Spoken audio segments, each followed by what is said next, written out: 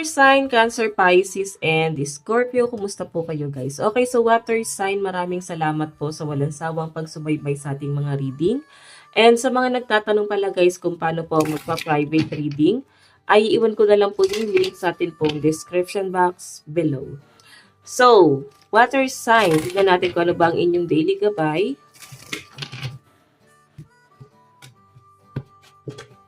Gabay ni water sign.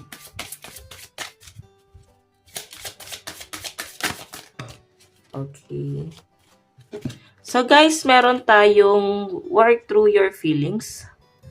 Know your worth.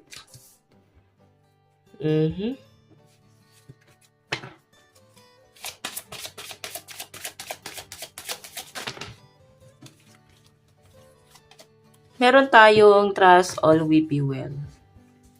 So, water sign sa pinapakita sa akin dito, kung may mga bagay na hindi ka nakampante o hinahanap mo yung worth mo, may mga bagay na nagpapabigat sa kalooban mo, parang gusto mong bumalik sa dati, kailangan mo nang bitawan yung mga bagay na nagpapabigat sa'yo at isipin mo dito yung halaga mo. Okay? Magtiwala ka syempre sa kakayahan mo, magtiwala ka sa sarili mo, lahat ng bagay na inisip mo ngayon, ma-overcome mo yan. Okay? Maraming challenge ako nakikita rito, parang pinapakita sa akin na marami ka pang pwedeng pagdaanan, no? Ngayon parang meron kang kailangang i-work out sa iyong sarili, especially sa inyong personality. Ayan, no? May mga bagay na kailangan nyo guys kontrolin. Hindi nyo guys masyadong kayang i-handle yung emosyon mo. Kaya parang ang nangyayari guys, kung ano na lang yung naiisip, dala ng bugso ng damdamin, yun na lang guys yung nagiging action. Kung baga biglang inisip, nagpadala sa bugso ng damdamin, yun na rin yung nagiging action. Na para bang hindi guys pinag-isipan kung ano yung magiging outcome. Okay, nakikita ko na parang ngayong araw pwede magpapadalos-dalos ka sa mga bagay-bagay na bigla ka na lang napaisip. Okay, so kasi may mga bagay rito water sign na hindi mo na kayang ibalik once na magkamali ka dahil sa mga maling action. Okay, may mga bagay rito guys na mababaliwala.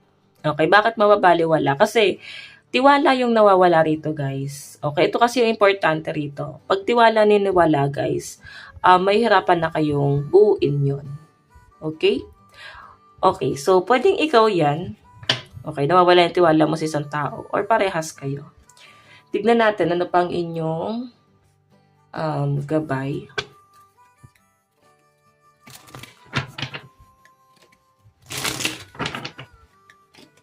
Okay, gabay.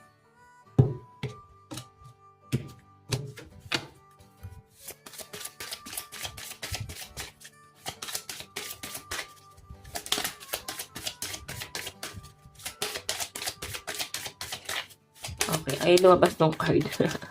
Kaya guys, hindi ko na siya naano eh. Pag ganito katigas, may mga texture kasi guys ng card talaga. Na pag sinapol mo, matagal talagang tatalsik. Eh iba, binubunot na lang yan sa harap, sa gitna, tas sa ilalim. Ayan. Baka kasi guys, ayan, lagi kong sinasabi, no. May mga kumu-question kasi, ba't hindi nyo po madang pinapatalsik yung card? Okay, so, mahirap talaga kasi siya, guys. So, tignan natin, guys, no. Okay, water sign, additional message.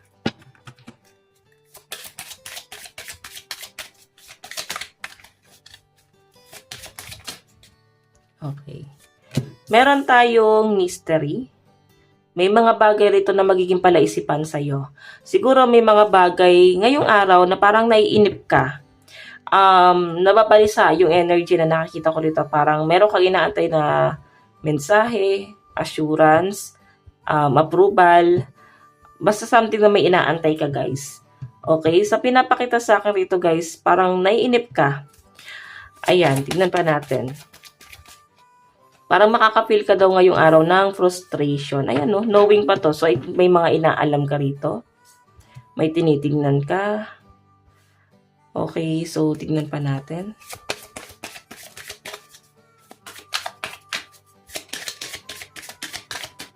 Okay, ayan na. Meron tayong uncover. Guys, nakikita ko kasi dito na parang malinaw na kasi ang lahat eh.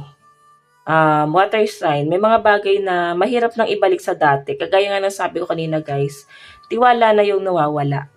Okay, pwede ikaw nawawalan ka na ng tiwala sa isang tao, or pwedeng sila yung nawawalan ng tiwala sa inyo guys. Uulitin ko ulit yung sinabi ko kanina dito na para bang kailangan mong kontrolin yung emosyon mo dahil isang pagkakamali mo lang sa sinasabi mo, medyo nagiging insensitive, maling action dahil nagpadala ka sa bugso ng damdamin nang hindi inisip ko ano yung magiging resulta ng mga action. So, yun yung nakikita ko right, guys dito na maaari magiging palaisipan sa inyo na parang ano nangyari, ganito ganyan. Tapos parang patay mali siya, ano nangyari? Parang hindi alam ko ano yung nangyari. Ganun yung nakikita kong energy guys. Parang bakit biglang nagbago, ganito ganyan. Pwede ikaw yung nakaka-feel niyan guys. Isang tao na para bang hindi mo maunawaan yung ugali niya guys. Okay? Pwedeng basta something na pabago-bago. Parang may pagka-bipolar yung energy, no? Nung someone nakadil mo ngayon. Okay? Kaya parang nagiging palaisipan sa inyo, nahirapan ka rito. Okay? So, tingnan pa natin. Huwag mo nang stressin yung sarili mo sa taong yan. So, water sign, ang lucky number mo is 22, 28, and 39.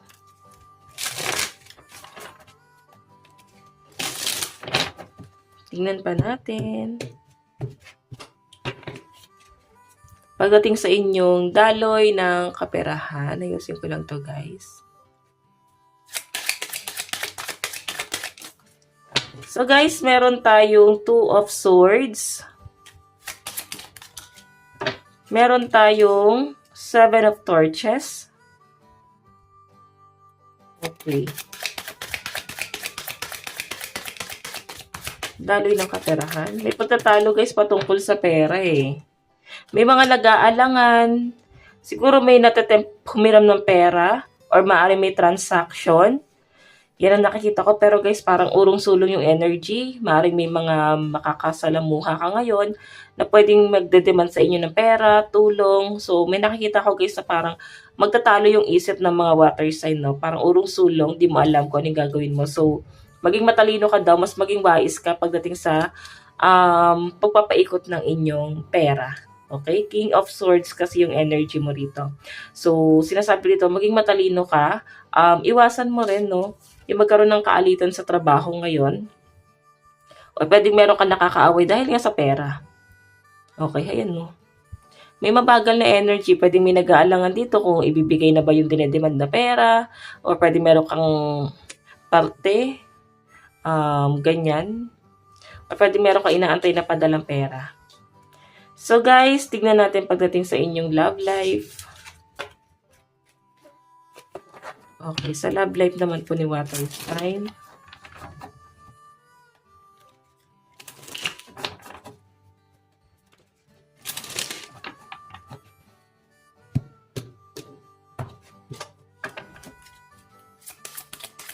Love life. So guys, meron tayong 6 of torches. Meron tayong the Fool. Meron tayong Queen of Swords. So, water sign sa pinapakita sa akin dito. The Fool kasi guys, parang may nagtuturo, no? Parang may kumokontrol sa'yo. Mapifeel mo na para bang may mga bagay na sinasabi na dapat kailangan gawin mo to, ganito, ganyan. Parang mapifeel mo na para kang ginagawa kang puppet. Okay, parang mapifeel mo na wala kang dapat gawin, kundi dapat sundin lang siya at siya lang yung tama, siya lang yung dapat paniwalaan mo. 6 of Torches guys is communication. Kung makita mo man, dyan yung mga apoy. So, kung may pag-uusap kayo guys ng person mo, nakikita ko na hindi maganda ang energy. Kailangan mahinahon kayo na pag-usapan yung mga bagay-bagay.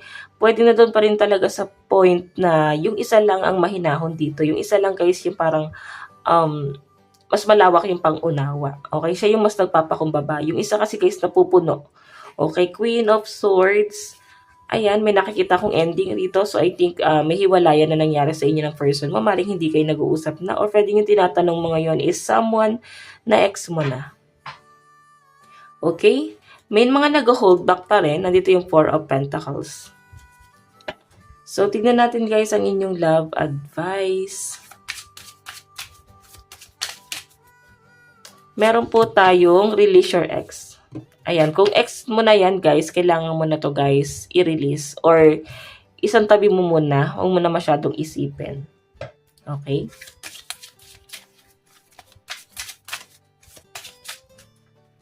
Meron po tayong you deserve love. You are lovable.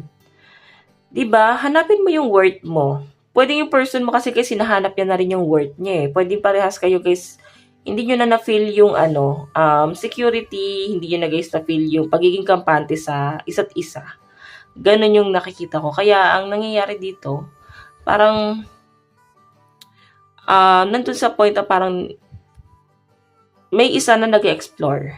Okay, no? Hinahanap na yung sarili sa iba. Or pwedeng nafe-feel nung isa na siya pa rin, no? Yung ex pa rin yung gusto. Okay? So, tignan natin guys ang inyong love advice pa rin.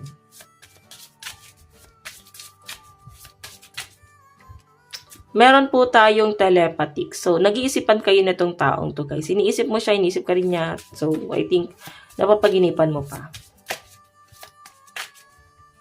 Okay? So, meron tayong labyrinth. So, ayan. Kung makita nyo guys, para siyang maze.